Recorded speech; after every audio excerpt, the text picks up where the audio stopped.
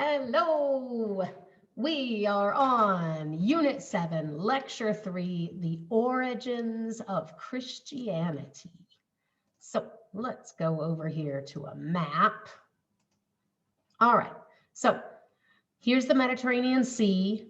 You know, I always do this by I draw a circle on the board and then I go around it, but this is really what the Mediterranean Sea looks like. And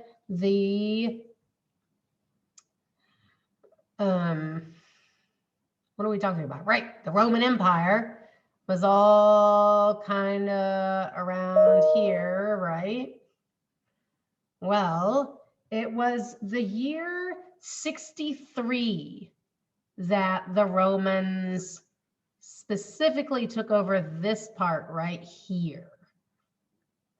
This part right here at the time was called Judea. Now we call it Jerusalem, but it was Judea at the time. And it was a Jewish kingdom. Well, some of the Jews were like, yeah, okay, whatever. New boss, new Lord, new person. But a whole bunch of the Jews did not like the Romans at all. They saw them as foreign occupiers. They were the enemy. They did not like them. Also, the Romans weren't very nice to the Jews. So these Romans the Jews that really didn't like the Romans, they thought that their God was going to send them a Messiah. A Messiah is a savior. So the Jews thought that their God would send them a Messiah to save them from the Romans, to save them from Roman oppression. Save from Roman oppression. Once again, oppression. I-O-N. I can't spell right now. Okay, so the Romans took over Judea in 63 BCE, and the Jews didn't like them. They were mean to the Jews. The Jews thought their God was going to send them a Messiah to save them from these awful, awful Romans. At the time, there were different types of Jewish people. There were a few different groups. Well, there were a whole bunch of different groups, but we are specifically going to talk about a few of them. There were the Pharisees, and the Pharisees were educated people. And they observed the traditional Jewish laws.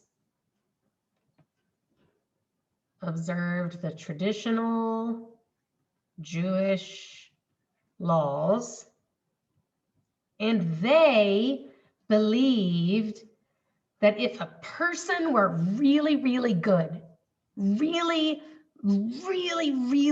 good person, that person could be resurrected after death and come back to life.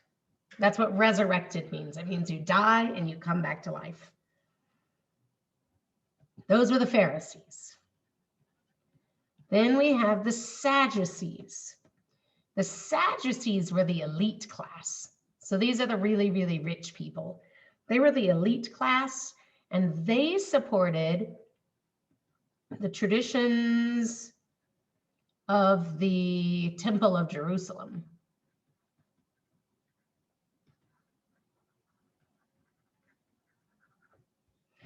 Then there were a whole bunch of smaller groups. And these smaller groups were secluded out in the desert. They separated themselves from the people in the city. They went and lived all by themselves. So they lived secluded lives. Lots of them practiced this thing called baptism. And it was a symbolic cleansing. Like cleansing off all your sin, cleansing off all the bad things you had done in your life, and making yourself new and clean and pure. That's baptism. And later, all Christians, or most Christians, adopted this baptism thing. So like if you are a Christian and you were baptized as a baby, or maybe you were baptized recently, or maybe you might be baptized in the future, that tradition comes from these tiny little groups of Jewish people that lived in seclusion in the desert forever ago, over 2,000 years ago. So during this time of great upheaval, I'm going to go back to my map. So remember, the Jews have taken over Judea. The Romans have overtaken Judea, like a homeland of the Jews. The Jews are upset. The Romans are really mean to them. They oppress them. They charge them high taxes. They don't like them because they have a different religion. The Romans are mean to them, and the Jews believe that their God will send them someone to save them from the Romans. During that time, this guy from a small town named Nazareth, I spelled it Nazareth, it's Nazareth. This guy from a small town named Nazareth, named Jesus, he comes about and starts preaching to people and gets a following. People start following him and they like him. And we don't really know a whole lot about this guy, Jesus. Really, he lived over 2,000 years ago, and there's really very, very little that we know about him. What we do know about him comes from a few little writings that were written way after he had already died. So this guy Jesus, from a town called Nazareth, he was preaching this stuff about God and how to be a good person, and people started following him around. And in the year 33 CE, here's my timeline. This is BCE, and this is CE. If this is us in 2021, then this was him way back here at 33. He died.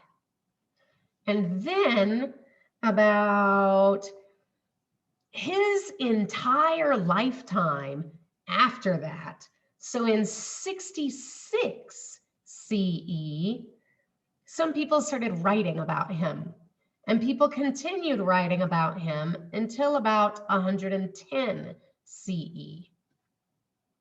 And it's just from these writings that we know anything about him. There are these books called the Gospels.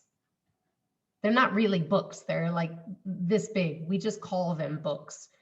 And they're just little writings about his life. I mean, you could read one in a couple of hours. You could sit down and read all the Gospels in a day. And that's all we know about this guy, Jesus. And here's what we do know from the Gospels. We know that, or the Gospels say, that he was a descendant of the great King David. King David was a Jewish king. The books claim that his birth was miraculous. The books say he was a carpenter. And the books say that when he was an adult, he was baptized by a guy named John the Baptist. This guy was a really famous Jewish preacher that baptized people. And after he was baptized, for 3 years, he traveled all throughout Judea,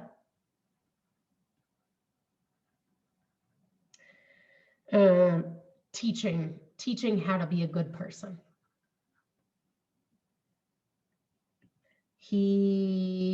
The Gospels say that he was known for healing the sick,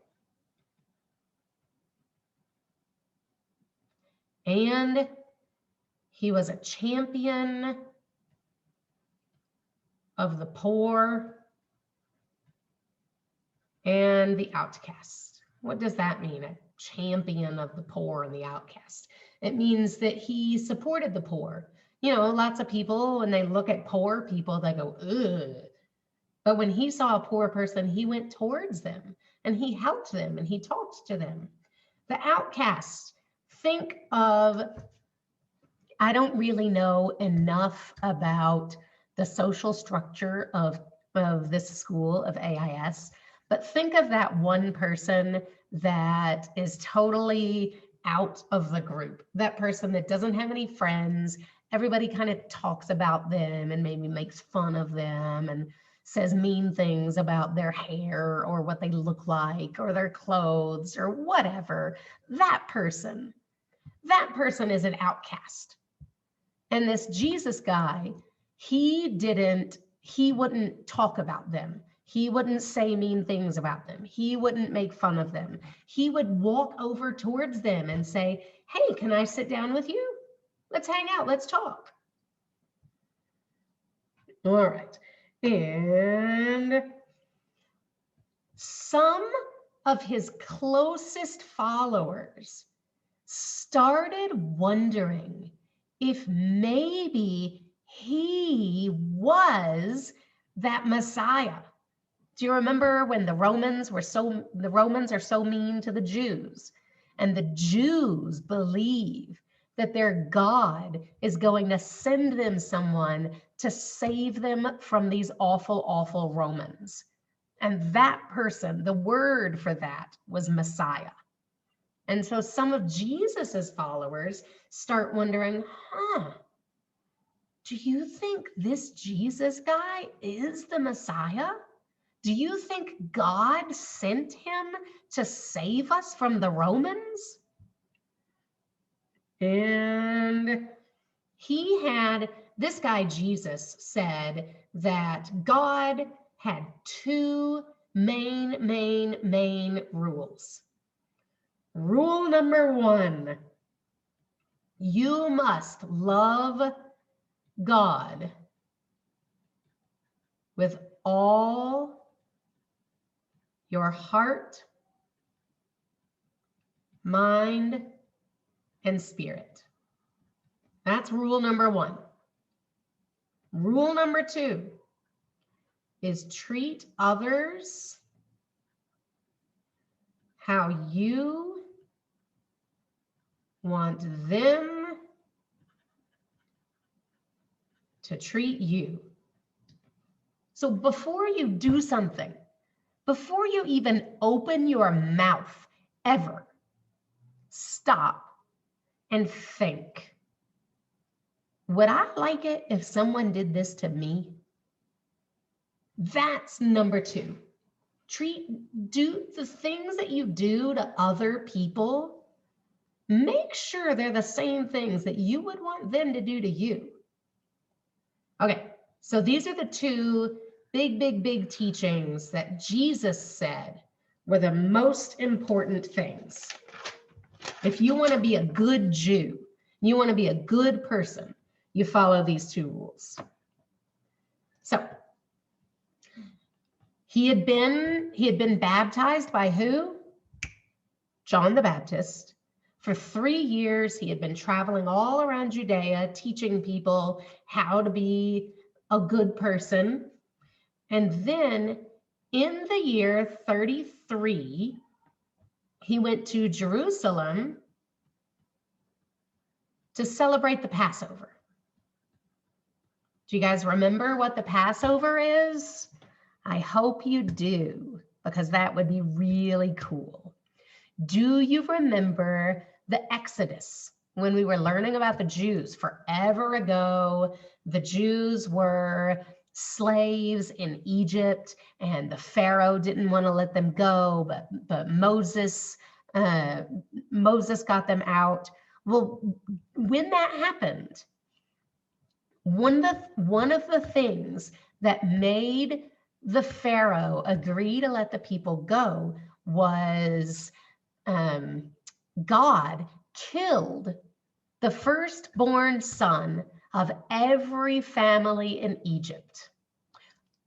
But the Jewish people went out to their door, like this is their house, and over their doorway, they put the blood, fresh blood of a lamb over the doorway. And anyone that had the fresh blood of a lamb over their doorway, God did not kill the firstborn son in that house. And that's called the Passover. God passed over those houses. And they celebrate that every year. So in 33, Jesus went to Jerusalem to celebrate Passover. And the Romans were really nervous about this because remember, this was a time of great upheaval. There was lots of violence all the time. The Jews were fighting against the Romans. And so now here comes this teacher of the Jews that lots of people are kind of whispering and mumbling that they think he's the Messiah. And the governor, the Roman governor,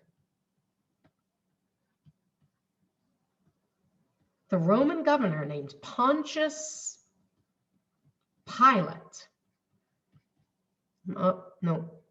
Pontius Pilate.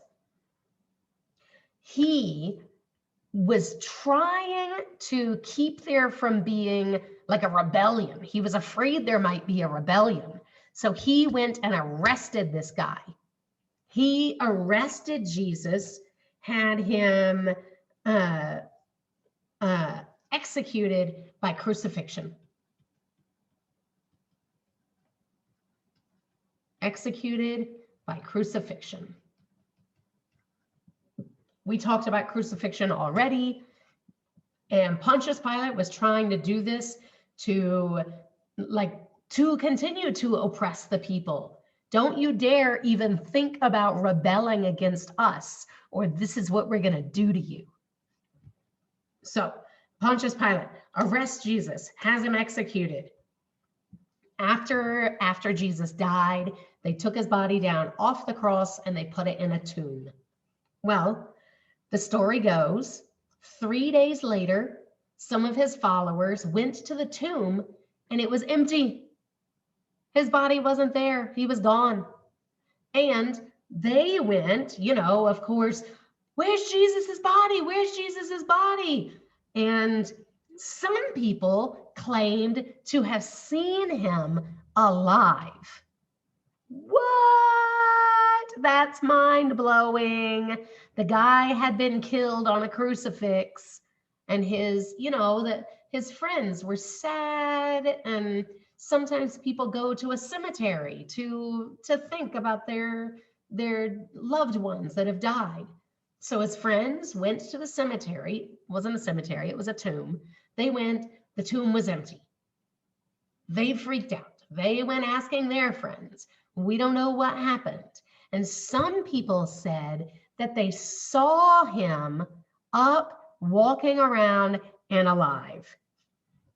And because of that, then people started saying he really was the Messiah. He really was an ultimately wonderful, good, godly, godlike person that was so good that he was resurrected from the dead. And so, yes, there are now more stories, more rumors that he is the Messiah. You've probably also heard the word Christ. In Greek, in the Greek language, the word for Messiah is Christ. So let's go back to my map for a second. Oops, that's not what I meant to do. Oh, sorry. Okay. Now I'm gonna draw a line about here. This part of the Roman Empire, the most common language that was spoken was Greek. So when people were writing the Gospels that I told you about, the stories about Jesus, when they were writing in the Greek language. And so when they were writing about this person that they believed was a Messiah, the word they were writing was Christ. All right. And Jesus, this is important, Jesus was a Jew. Jesus was a devout Jewish man. Jesus's friends and followers, they were Jews. Jesus had 12 really close friends. And these friends, we call them apostles. If you're talking about the 12 apostles, you're talking about Jesus's really good friends. When he died, they carried on his teachings. And they went all around Judea and even all around the Roman Empire, teaching people about their really, really good friend Jesus and how they believed that he was sent from God to save them from oppression. Peter was like the main guy of these apostles. Think of your group of friends. You have a group of friends, I'm sure you do. Think of your group of friends, and now think of which one of your group of friends is kind of your leader, like your little group leader. Well, that's who Peter was for these guys. Peter was the leader of these 12 friends. And Peter became the leader of this whole movement. Movement. So they were Jewish, but they were Jewish people that believed that God had sent them their Messiah, and their Messiah was Jesus. But now that it's starting to change. They're starting to become a new religion, a whole new religion. And they called themselves Christians because Christ, they were followers of Christ. And Christ means Messiah, and they believed that Jesus was their Messiah. So they're followers of the Christ. Really, they were followers of the Christ, followers of the Messiah, followers of the one sent by God, and the Christ was Jesus. All right. And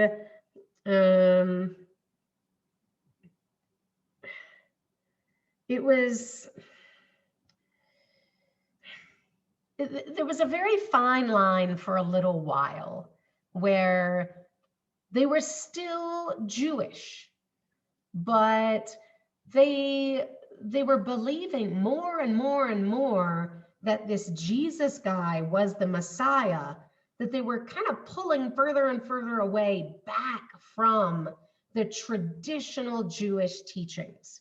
But really, you got to know they were still Jews.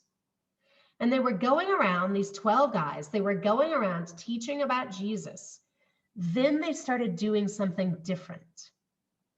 They started preaching to non-Jews. A non-Jew was called a Gentile.